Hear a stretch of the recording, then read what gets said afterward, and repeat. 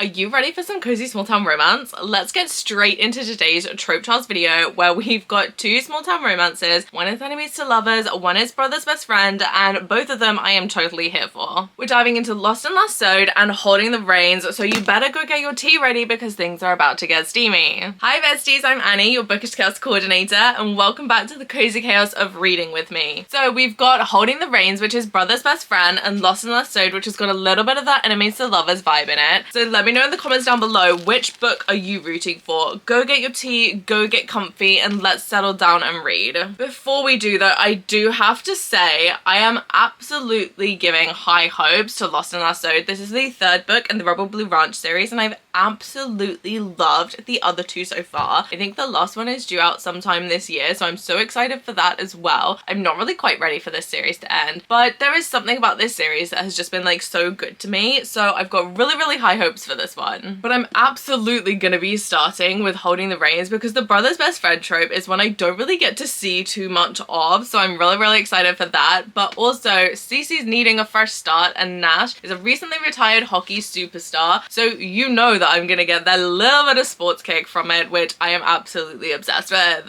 Alright, let me stop yapping, let's get into the reading. You go grab your tea, go grab your book, let's sit and chill together.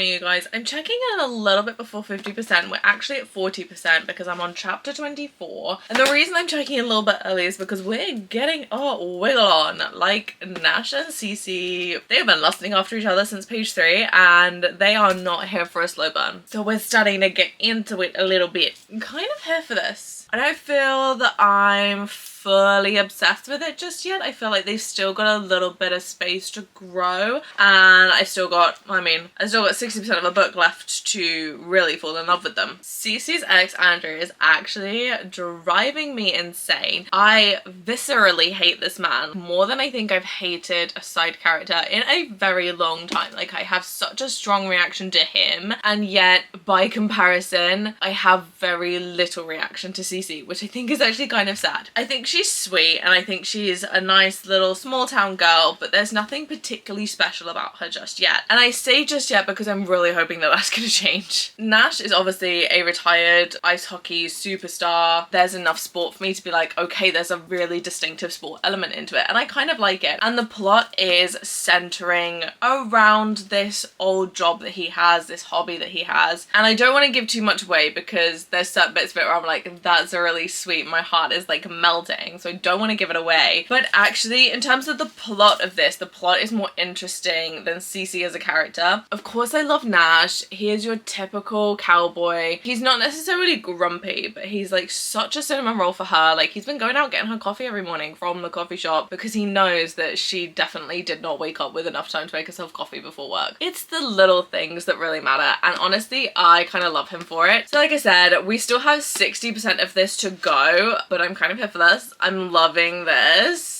I'm hoping that Cece will come out of her shell a little. I think she's about to go through this period of like self-discovery, and I'm really hoping that I'm right because I think that would make her so interesting as a character, but I think without it, I'm just not really gonna connect with her super well.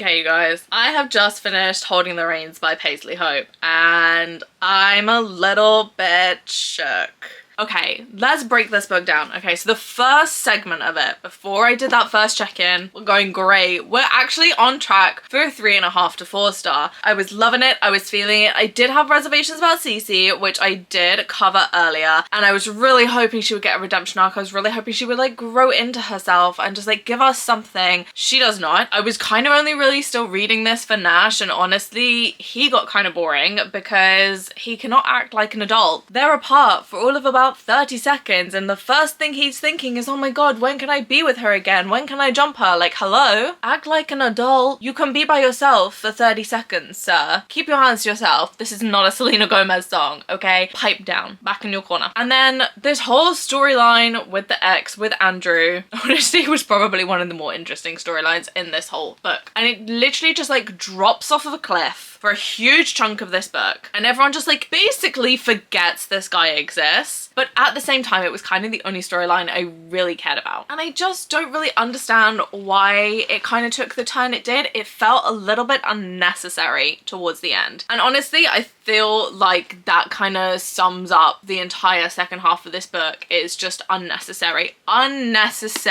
amount of times that these two are laying in bed together. Like, if you ain't picking up what I'm putting down, I'm really sorry, but that's probably in the book for you. If you are picking up what I'm putting down, this was a little bit too much, even for me. And look, I'll be honest, I like a spicy book. I really enjoy a spicy book. Like, it was bland, but there was just lots of it, which feels really mean to say. But if the first half of this book had carried on, and if it had been a little bit more slow burn and they'd have like taken their time, and I definitely would have loved this more. And I think one of my biggest irritations, aside from the ones I've already mentioned, is the fact of Lay's siblings. I'll be completely honest, I'm an only child. I don't have siblings. I don't think I will ever truly understand the full extent of the sibling dynamic. However, why is it so hard for every single sibling duo, trio, however many of them are, like, why is it so hard for them to just be happy for each other? Why does every single sibling have to magically walk in at the most inconvenient time and go like, oh my god, what are you doing? Like, how dare you be with my sister? How dare you be with my sibling? Chill. Just like, why can't we just ask calmly, hey, are you happy with this decision? Are you having fun? Are you living your best life? Great, then I'm happy for you. Why is that not the first question that comes to mind? Why do we have to like make a big deal of it and be like really grumpy about it and like beat people up over it? Because that I'm kind of over. And even though the first bit of this book was great, the second half of it really let it down, and I'm actually gonna rate this a 2 star. I didn't really enjoy myself. The first part of this is honestly what kind of kept me going, because I still had that like a little seed of hope that it might turn itself around. But honestly, I think I skim read so much of the latter part of this book because it was just the exact same thing kept happening for like 3 chapters with a 3-page break, and I'm just over it. It was definitely a 5 chilies for spice, and I think that's purely because there was just so much of it. So I'm a little bit disappointed. But regardless of the disappointment, you know we gotta keep trucking on. So Lost and Lassoed by Layla Sage. A little bit of enemies to lovers in here. Please do me good. Like I said earlier, I have loved the other 2 books in this series. I think they've both been about a 4 star for me. So I've loved them. I haven't been obsessed with them. So I'm really hoping that this is going to turn this around.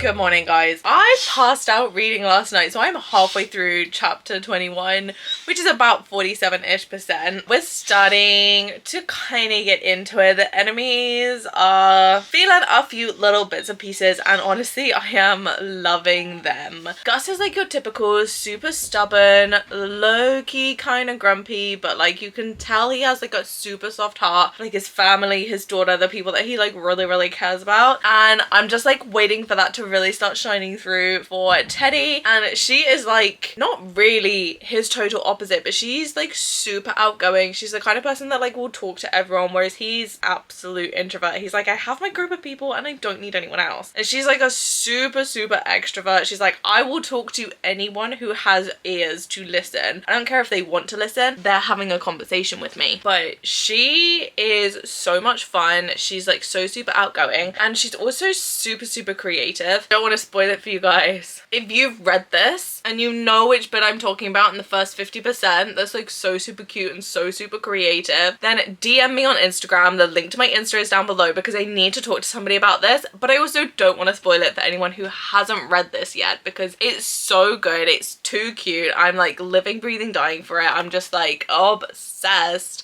I'm kind of been loving them as a dynamic where they've been hating each other because the reasons that they're giving are so arbitrary and so ridiculous almost, because they're like, oh, I really hate her because she's just like wild and outgoing, or I really hate him because he's just like so stubborn. And it's like, yeah, and even in like some of the first chapters, like you really see that they're just like kind of alluding to something happening previously, and I have a theory as to what it is. I feel like as we keep going, my theory is a little bit closer to being correct. I'm going to scream if I am correct. I am loving their dynamic. The way that it's like starting to change and develop as they're like kind of getting feelings for each other because of like the forced proximity, because of the kid brings out like the best side in everyone. This is a good book so far, so like please don't let me down because I may cry.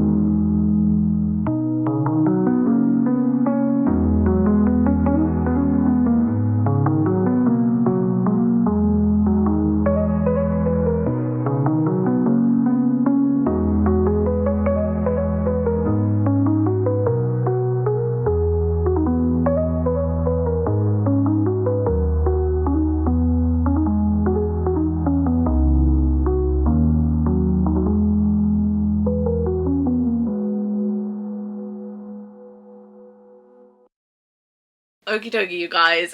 Lost and Lassoed, she served. Gus and Teddy might be one of my favorite small-town romance couples literally ever. I love them. One of the biggest things that I specifically love about them is the fact of how they're so similar, and they kind of acknowledge it a little bit later in the book of like there's so many similarities between themselves, and I think that's why in the beginning of the book they just like pick these really like inconsequential arbitrary things to hate each other over, because they realize they're actually super similar. And I kind of like that because it starts off with this kind of opposites attract vibe, and then actually as you go through you're like, they're basically the same person. Like they could look in the mirror and they'd be looking at themselves kind of thing. It just seems to work. The fact that they are so like fight hard, play hard, they will absolutely go to bat for their favorite people every single day of the week. Like they're not going to ask why, they're not going to ask what's the problem, they're just going straight in full speed. And honestly, I love them both for it. I don't really know how much I can even say about this because like I feel like if I talk about anything about the plot it's gonna like really ruin the second half of this book, and I don't want to ruin it for you guys because I had such a fun time reading this. I mean, y'all saw my reactions, okay? And the ending, I am 100% like reeling, like when is the next one out? Because I'm gonna need it, okay? This book saved the day, honestly. I even put Holding the Reins back up on my shelf because I was like, it was so not even in the competition for this one. Lost and Lassoed won. I mean, this is a no-brainer. This is 100% at the very least a 4.5 star. I'm kind of teetering between 4.5 and 5 star at the moment, so give me a hot minute. Go check out my Goodreads and my Fables. The links are down below. You can find all of the tea there, as well as I do usually try and put a little funny one line as like a kind of completely out of context review. Thank you guys so much for watching. Did you guys think Lost and Lassoed was gonna win, or did you think Holding the Reins was gonna win? Let me know in the comments down below. Let me know what you guys are reading. As I said, small town romance seems to be my vibe of 2025, so if you've got some, let a girlie know. I will always take some recommendations. Pop them in the comments, DM me on Instagram. All of my links and such are down below. I hope you have an absolutely cozy chaos day and that your next read is a 5 star. I'll see you later. Bye!